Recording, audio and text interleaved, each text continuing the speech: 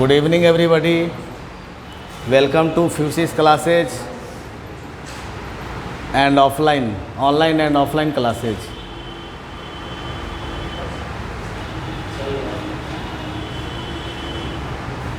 हम लोग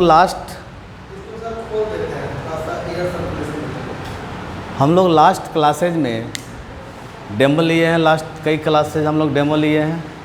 आज से हम लोगों का परफेक्ट क्लासेज स्टार्ट हो रहा है चैप्टर वाइज, जिसमें आपका फर्स्ट चैप्टर केमिस्ट्री 10th में केमिकल रिएक्शन एंड इक्वेशन आ रहे हैं। तो इसमें डिफरेंट टाइप्स के केमिकल रिएक्शन, केमिकल फेनोमेना का हम स्टडी करेंगे। बहुत सारे केमिकल रिएक्शन, केमिकल फेनोमेना का स्टडी करेंगे, कैसे हो रहे हैं इसके बारे में स्टडी करेंगे।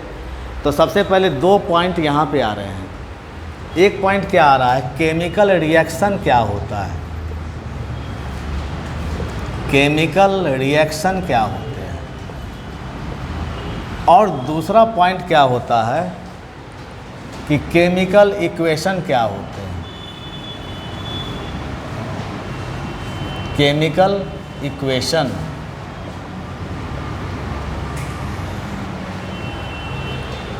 तो पॉइंट 1, केमिकल रिएक्शन जो होते हैं वो एक केमिकल प्रोसेस होता है।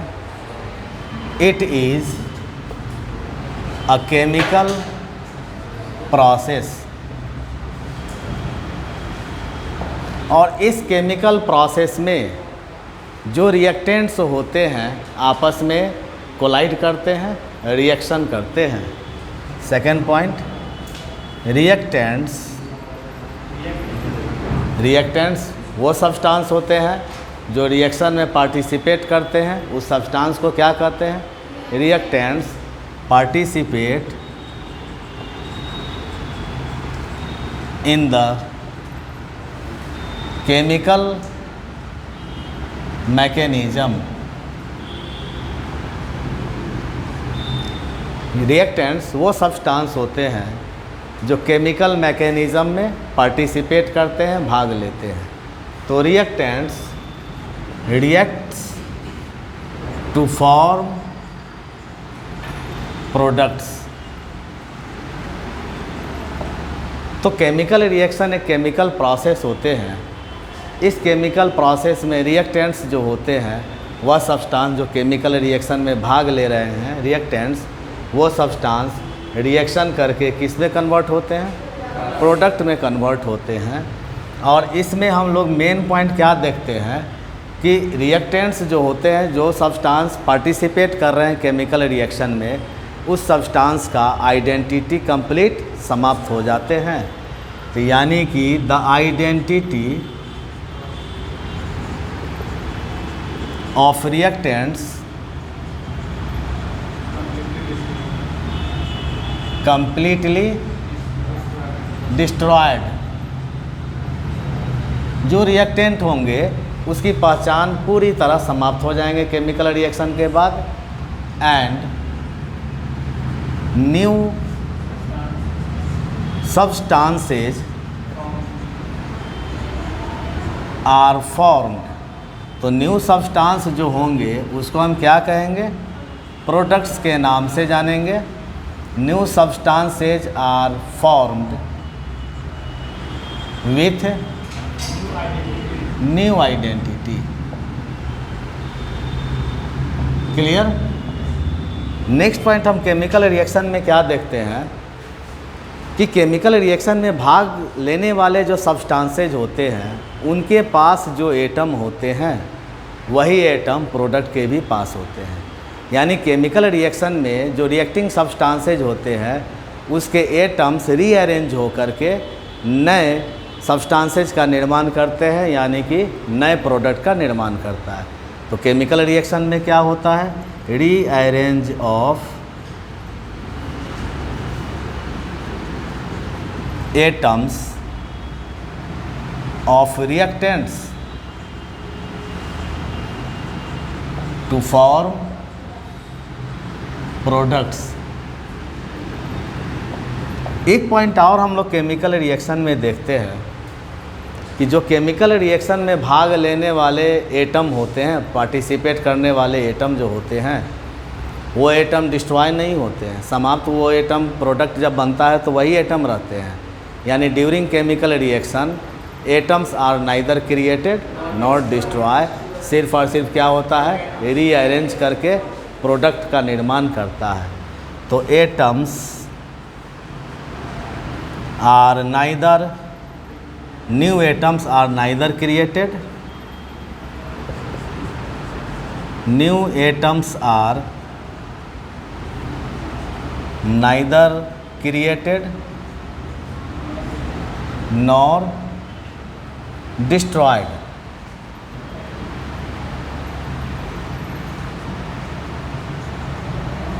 कौन डिस्ट्रॉय नहीं करेगा? Old atoms. ओल्ड एटम्स का मतलब वह एटम जो रिएक्शन में पार्टिसिपेट कर रहे हैं। क्लियर? हम इसी पूरे फेनोमेना को क्या कहेंगे? केमिकल रिएक्शन के नाम से जानेंगे। यानी केमिकल रिएक्शन क्या है? वह केमिकल प्रोसेस जिसमें रिएक्टेंट्स आपस में रिएक्शन करके प्रोडक्ट का निर्माण करते हैं, और इस केमिकल प्रोसेस में जो रिएक्टेंट्स होते हैं उसकी आइडेंटिटी कम्प्लीटली समाप्त हो जाते हैं, और जो प्रोडक्ट होते हैं वो नए आइडेंटिटी के साथ उनका निर्माण होता है। तो उस केमिकल प्रोसेस को क्या कहते हैं? केमिकल रिएक्शन के नाम से जानते हैं। यानी इसका डिफिनीसन क्या हो जाएगा? The chemical process in which reactants reacts each other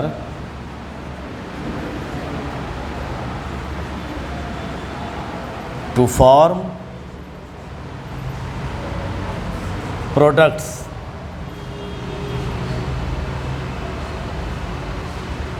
और during chemical reaction atoms are neither created not destroy. लेकिन एक चीज़ तो देखते हैं हम यहाँ पे, जो रिएक्टेंट्स होते हैं उनकी आइडेंटिटी समाप्त होती है। In this process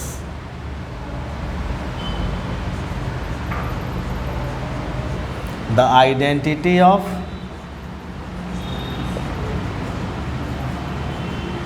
reactants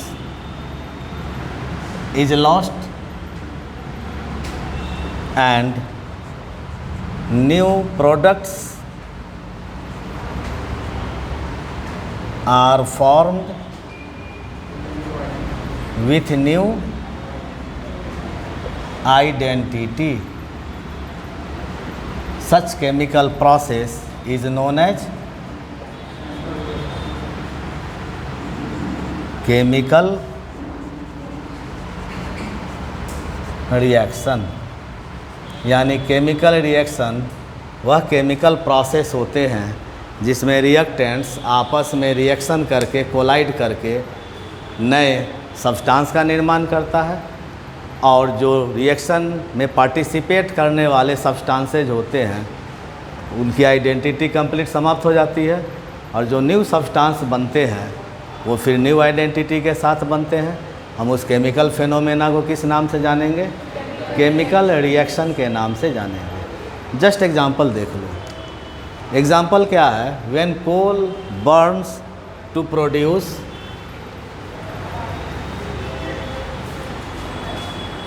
carbon dioxide और carbon monoxide gas. When coal burns to produce either carbon dioxide gas और कार्बन मोनोऑक्साइड गैस। तो कोल का मतलब क्या हो गया? कोल का कंटेंट्स क्या है? कार्बन का बना हुआ होता है, और कार्बन को जलने के लिए सपोर्टिंग गैस, किसी भी सब्सटेंस को जलने के लिए सपोर्टिंग गैस कौन सा चाहिए? तो कार्बन ऑक्सीजन की उपस्थिति में बर्न कर रहा है। यानी कोयला ऑक्सीजन की उपस्थिति में जल रहा है, और जल करके क्या बना दिया? Carbon dioxide gas. क्लियर? तो यहाँ पर ये क्या है? कोल क्या है? सॉलिड स्टेट में है। ये किस स्टेट में मिला? इसकी आइडेंटिटी समाप्त हुई या नहीं हुई? कोई प्रॉब्लम समझने में?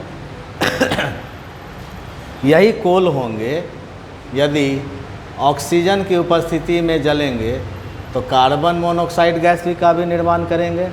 तो ये क्या है, सॉलिड, और ये क्या है, गैस है। तो क्या बताया गया है कि आइडेंटिटी समाप्त हो जाना, जो रिएक्टिंग सब्सटेंसेज हैं। तो रिएक्टिंग सब्सटेंसेज कार्बन है, कोल है, तो कोल की तो आइडेंटिटी समाप्त हो गई। अब दूसरी बात क्या है कि ये जो बन रहे हैं गैस, इस गैस में कार्बन है, लेकिन वो कार्बन अब किस फॉर्म में आ गए, गैसियस फॉर्म में आ गए। पहले किस फॉर्म में एक्सिस्ट कर रहे थे, सॉलिड फॉर्म में एक्सिस्ट कर रहे थे। अदर एग्जांपल के रूप में हम देखते हैं H2 गैस है ये, प्लस CO2 गैस है, दोनों रिएक्शन करके क्या बना दिए, H2O। ये क्या बना दिए, लिक्विड का निर्माण किए कि नहीं किए।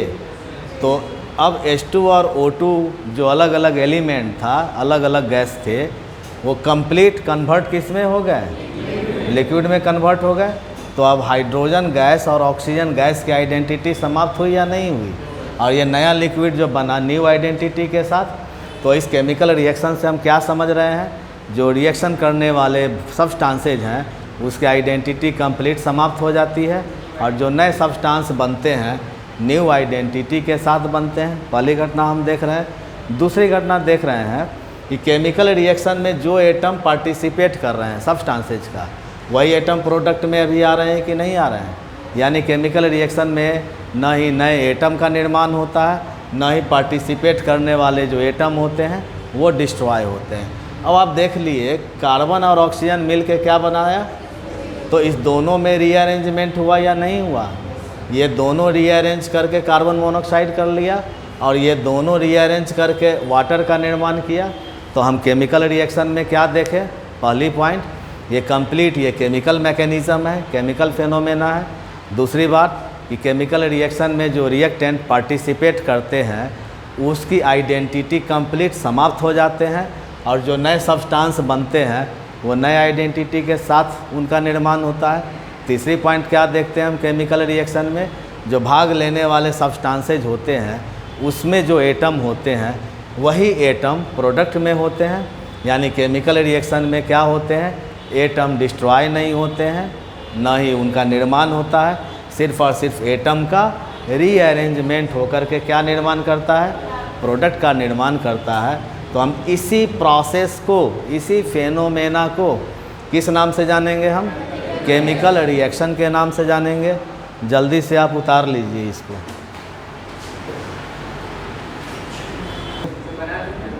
बना लिए हैं। अब हम लोग नेक्स्ट पॉइंट की तरफ मूव कर रहे हैं। केमिकल रिएक्शन के बाद केमिकल इक्वेशन किसे कहते हैं।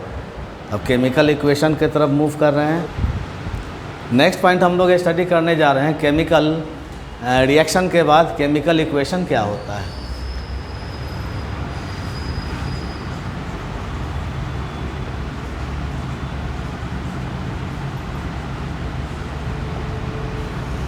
देखो, chemical reaction, this is a chemical process, and chemical equation is a physical process of representation of chemical reaction.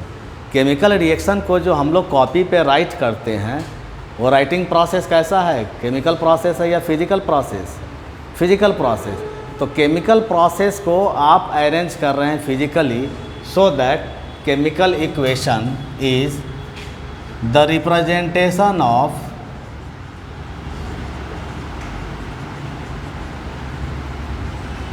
chemical reaction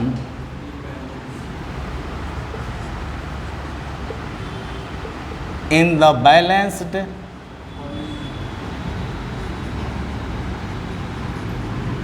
formulation form। Balanced formulation form का मतलब क्या हो गया, जो सब्सटेंस है उस सब्सटेंस का जो मॉलिक्यूलर फार्मूला है उस फार्मूला के आधार पे रिप्रेजेंट करना, that is known as formulation form. The chemical reaction, कोई भी केमिकल रिएक्शन को, the representation of chemical reaction in the balanced formulation form to follow the law of conservation of मास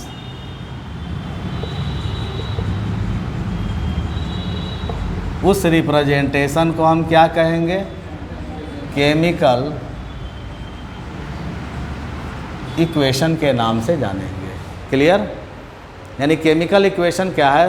ए बालक stop, नहीं समझ में आ रहा है? केमिकल रिएक्शन क्या है? तो केमिकल रिएक्शन का जो रिप्रेजेंटेशन बैलेंस फॉर्मुलेशन फॉर्म में करते हैं उसे ही हम क्या कहते हैं? केमिकल रिएक्शन के नाम इक्वेशन के नाम से जानते हैं। जैसे कि आप अभी जस्ट पढ़े हैं, carbon burns in the presence of oxygen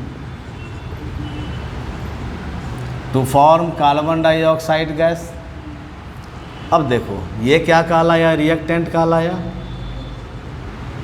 तो एक पॉइंट यहाँ पे आ रहा है कि रिएक्टेंट्स किसे कहेंगे? वह सब्सटेंस जो केमिकल रिएक्शन में पार्टिसिपेट कर रहा है, हम उस सब्सटेंस को किस नाम से जानेंगे? तो ये कार्बन और ऑक्सीजन रिएक्शन में पार्टिसिपेट कर रहे हैं तो हम इसको रिएक्टेंट के नाम से जानेंगे। यानी the substance participate in the chemical reaction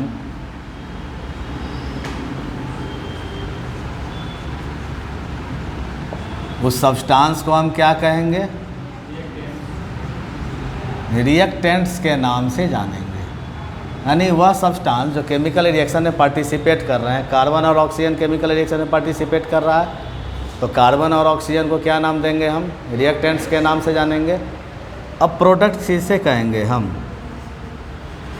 products वो सब्सटेंस होते हैं जो केमिकल रिएक्शन के बाद उस सब्सटेंस का निर्माण होता है, तो उस सब्सटेंस को हम क्या कहते हैं? प्रोडक्ट। सब्सटेंस जो केमिकल रिएक्शन में एज ए रिजल्ट प्राप्त होता है, हम उस सब्सटेंस को क्या कहते हैं? प्रोडक्ट करते हैं। यानी जब रिएक्टेंट्स आपस में रिएक्शन करके नए सब्सटेंस का निर्माण करते हैं तो उस नए सब्सटेंस को हम किस नाम से जानते हैं? प्रोडक्ट्स के नाम से जानते हैं। The reactants react each other, react or collide each other to form new substances. Such new substances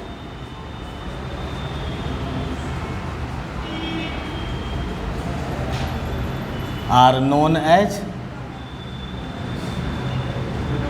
products। Clear? तो हम यहाँ पे क्या देख रहे हैं? केमिकल इक्वेशन क्या है? तो केमिकल इक्वेशन जो होते हैं, केमिकल रिएक्शन को बैलेंस फार्मूला में राइट करने का जो सिस्टम होता है उसी को हम क्या नाम देंगे? Chemical reaction. हम बैलेंस क्यों करते हैं? Law of conservation of mass. Just example ध्यान देंगे आप, C प्लस O2 दोनों मिलके क्या बना? CO गैस बने, कार्बन मोनोऑक्साइड बने। एक इक्वेशन था C प्लस O2 दोनों मिलके क्या बना दिए? CO2 gas. अब यहाँ पर दो पॉइंट हम देखते हैं। केमिकल रिएक्शन जो होते हैं उसमें सब्सटेंसेस का मास डिस्ट्रॉय नहीं होते हैं। अब देखिए कार्बन का मास यहाँ कितना होता है? 12 ग्राम। ऑक्सीजन का मास 16 ग्राम इंटू 2 बराबर 32 ग्राम हो गए। समझ में आ रही कि नहीं? तो ये रिएक्टेंट हो गए ना, तो यहाँ पे मास ऑफ रिएक्टेंट क्या कहलाया? तो मास ऑफ रिएक्टेंट बराबर 12 प्लस 32 बराबर 44 ग्राम हो गए। यानी दोनों रिएक्टेंट के मास को जोड़ दिया तो 44 ग्राम हो गए। इधर भी मास 44 ग्राम होना चाहिए। तो कार्बन का मास कितना ग्राम है? 12 ग्राम। और ऑक्सीजन का मास 32 ग्राम। तो दोनों का मास प्रोडक्ट का जो बना, तो मास ऑफ P बराबर 44 ग्राम। और law of conservation of mass क्या कहता है कि mass of reactant is equal to mass of product. तो यहाँ पे मास ऑफ रिएक्टेंट कितना ग्राम हो गया? 44 gram is equal to mass of product कितना ग्राम, 44 ग्राम। यानी कि ये जो इक्वेशन है ऊपर वाला, follow the law of conservation of mass, follow the law of conservation of मास। अब ऊपर वाले रिएक्शन में हम लोग देख रहे हैं क्या ये फॉलो कर रहा है कि नहीं कर रहा है। अगर नहीं फॉलो करेगा तो हम केमिकल इक्वेशन को बैलेंस करेंगे। जितने एटम रिएक्टेंट साइड में होनी चाहिए उतने ही एटम प्रोडक्ट साइड में होनी चाहिए, और इसके लिए हम लोग एक रिस्पेक्टेड डिजिट से मल्टीप्लाई करेंगे। किधर करेंगे, क्या करेंगे, बैलेंस करने का एक सिस्टम होता है, उस सिस्टम को भी हम आगे बतावेंगे। केमिकल रिएक्शन को बैलेंस करने का 3 सिस्टम होता है। एक कहलाता है सिंपल मल्टीप्लिकेशन प्रोसेस, जिसे हम हीट एंड ट्रायल प्रोसेस के नाम से जानेंगे। सेकंड कहलाता है ऑक्सीडेशन और increasing and decreasing oxidation number. Oxidation number के बढ़ते हुए घटते हुए क्रम के आधार पर अरेंज करते हैं। और तीसरा कहलाता है loss and gain of electron, यानी electron exchange process, ion exchange process के माध्यम से स्टडी करते हैं। लेकिन हम लोगों के कोर्स में सिर्फ और सिर्फ एक ही सिस्टम से हम लोगों को बैलेंस करना है, वो कहलाएगा सिंपल मल्टीप्लिकेशन प्रोसेस। और सिंपल मल्टीप्लिकेशन प्रोसेस को क्या बोला गया है, heat and trial process. Very easy process होता है कि किसी भी केमिकल रिएक्शन को बैलेंस करने का, ये बहुत इजी प्रोसेस है। तो अब यहाँ पर ध्यान देंगे C+O2 बराबर CO2। इधर कार्बन की संख्या कितने आ रहे हैं, 1, ऑक्सीजन की संख्या 2, इधर कार्बन 1 और इधर ऑक्सीजन 1। इसका मतलब मास फ्लक्चुएट करेगा इसका, क्योंकि नंबर ऑफ एटम फ्लक्चुएट कर रहा है तो मास भी इसका फ्लक्चुएट करेगा। हम इसमें कार्बन का मास कितना देख रहे हैं, ऑक्सीजन का मास 32 ग्राम। तो मास ऑफ रिएक्टेंट बराबर क्या हो गया यहाँ पे, मास ऑफ रिएक्टेंट बराबर 44 ग्राम हो गए यहाँ पे। अब इसका मास कितना हो गया, 12 ग्राम, और इसका मास कितना हो गया, 16 ग्राम। तो बराबर क्या हो गया, तो मास ऑफ प्रोडक्ट बराबर 28 ग्राम। तो यहाँ पर क्या हम देख रहे हैं कि mass of reactant 44 gram is not equal to mass of product कितना है, 28 ग्राम। तो this equation not follow the law of conservation of mass. क्या जी, ये फॉलो कर रहा है कंजर्वेशन ऑफ मास को। इधर मास कितना ग्राम है और इधर मास, तो इधर भी तो 44 ग्राम होनी चाहिए। सो दैट हम केमिकल इक्वेशन को बैलेंस क्यों करते हैं, ताकि वो law of conservation of mass को फॉलो कर सके, इसलिए हम इसको बैलेंस करते हैं। तो अगर हम इसको बैलेंस कर देंगे तो क्या है, यहाँ पे C+O2 एरो मार्क CO बने, कार्बन यहाँ 1 है, बट ऑक्सीजन कितने हैं रिएक्टेंट साइड में, 2 हैं। तो यहाँ हम सिंपल 2 से हम मल्टीप्लाई कर देते हैं पूरे मॉलिक्यूल को, तो ऑक्सीजन 2 हो गए। लेकिन अब कार्बन इधर 2 और इधर कार्बन कितने हैं, तो इधर 2 से मल्टीप्लाई कर देंगे तो फॉलो करेगा ये कि नहीं करेगा। अब यहाँ पे रिएक्टेंट में कार्बन बराबर 2, ऑक्सीजन बराबर 2, और प्रोडक्ट में कार्बन बराबर 2 और ऑक्सीजन बराबर कितने आ रहे हैं, 2 आ रहे हैं। तो आप दोनों तरफ देख रहे हैं, रिएक्टेंट साइड में और प्रोडक्ट साइड में नंबर ऑफ एटम सेम आ रहे हैं। यानी नंबर ऑफ एटम सेम होंगे तो दोनों साइड में, रिएक्टेंट और प्रोडक्ट साइड में, मास भी सब्सटेंसेज का सेम होना चाहिए। देख लीजिए, कार्बन के मास 12 ग्राम, तो 12 दूना 24 ग्राम कार्बन का मास, प्लस ऑक्सीजन का मास 32 ग्राम, कितना ग्राम हो गया, 56 ग्राम हो गया। मास ऑफ रिएक्टेंट कितना हुआ, 56 ग्राम। तो कार्बन का मास 12 ग्राम, 2 कार्बन है, तो 12 दूना 24 ग्राम, प्लस ऑक्सीजन भी 2 हो गए, 32 ग्राम। यानी इनका भी मास कितना हो गया, 56 ग्राम। तो ये जो इक्वेशन है, अब ये law of conservation of mass को फॉलो कर रहा है कि नहीं कर रहा है। यानी कि किसी भी इक्वेशन को हम बैलेंस क्यों करते हैं, ताकि वो law of conservation of mass को फॉलो करे। अब एक चीज़ और ध्यान दीजिए, हम तो यहाँ पे law of conservation of mass को देख रहे हैं, लेकिन इसके पहले डाल्टन साहब का स्टेटमेंट आया है, डाल्टन एटॉमिक थ्योरी। और डाल्टन एटॉमिक थ्योरी का एक पॉइंट आता है कि during chemical reaction atoms are neither created not destroy but rearrange to form products. यानी कि जब केमिकल रिएक्शन होते हैं उस समय एटम का निर्माण नहीं होता है, और न ही पुराने जो पार्टिसिपेट करने वाले एटम हैं उनका नाश होता है, यानी डिस्ट्रॉय होता है। सिर्फ और सिर्फ क्या होता है, जो रिएक्टेंट्स होते हैं उसमें एटम रीअरेंज करते हैं और रीअरेंज करके नए प्रोडक्ट का निर्माण करते हैं। तो जब एटम का निर्माण नहीं होगा, एटम का नाश नहीं होगा, तो वही एटम प्रेजेंट रहेंगे रिएक्शन में, तो वही एटम प्रेजेंट रहेंगे तो सिर्फ और सिर्फ एटम का रीअरेंज हो रहा है, यानी कि मास भी कंजर्व है।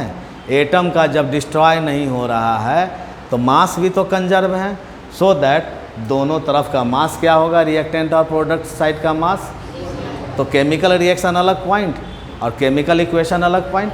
केमिकल रिएक्शन क्या हुआ, तो केमिकल रिएक्शन वह केमिकल प्रोसेस होते हैं जो रिएक्टिंग सब्सटेंसेज होते हैं, रिएक्शन करने वाले सब्सटेंसेज जो होते हैं वो आपस में रिएक्शन करके कोलाइड करके प्रोडक्ट का निर्माण कर दिए। और इस प्रोसेस में जो रिएक्टिंग सब्सटेंसेज होंगे उसकी आइडेंटिटी समाप्त नहीं होगी, जो प्रोडक्ट होंगे उसकी आइडेंटिटी समाप्त हो जाएगी। क्या ऐसा है क्या होगा, रिएक्टेंट के जो आइडेंटिटी हैं वो कम्प्लीटली समाप्त हो जाएंगे और जो नए सब्सटेंस बनेंगे वो नए आइडेंटिटी के साथ बनेंगे। कोई दिक्कत समझने में। और केमिकल इक्वेशन क्या हो गया, उसी केमिकल रिएक्शन को जो हम फॉर्मूले के तौर पे रिप्रेजेंट करते हैं बैलेंस फॉर्म में, ताकि वो law of conservation of mass को फॉलो कर सके।